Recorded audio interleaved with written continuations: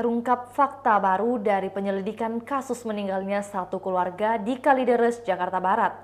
Polisi memastikan jika salah satu korban sudah meninggal sejak 6 bulan lalu atau sejak Mei 2022 sebelum ditemukan pada 10 November.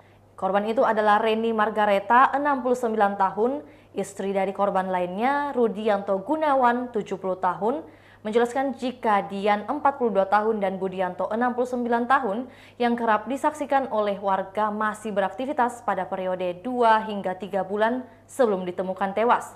Sempat hidup bersama mayat dari ibu dan istri bersama kakaknya. Dua jenazah itu diperlakukan seperti manusia yang masih hidup. Dian yang saat itu masih hidup bahkan masih memberikan susu hingga menyisiri rambut ibunya meski sudah dalam keadaan tak bernyawa lagi.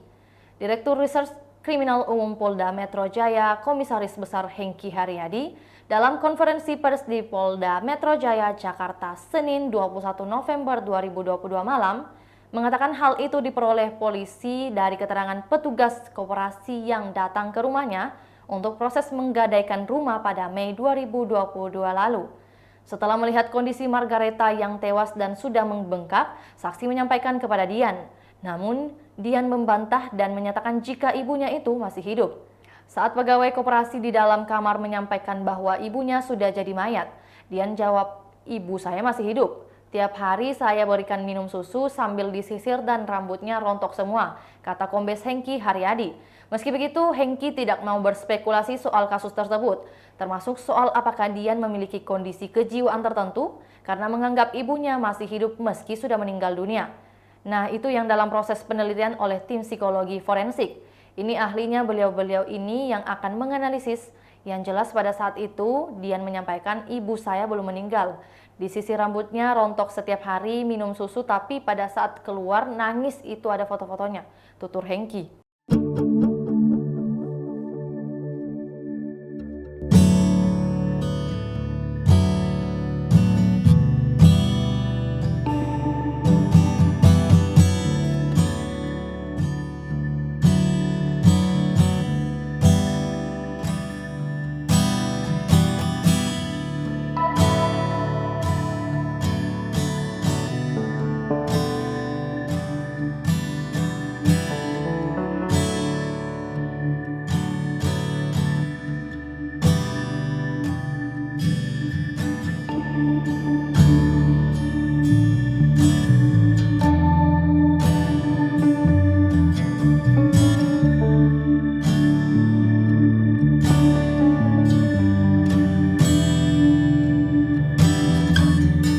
Itulah tadi berita hot news kita pada hari ini. Saksikan berita hot news lainnya hanya di kanal YouTube dan Facebook Tribun Timur.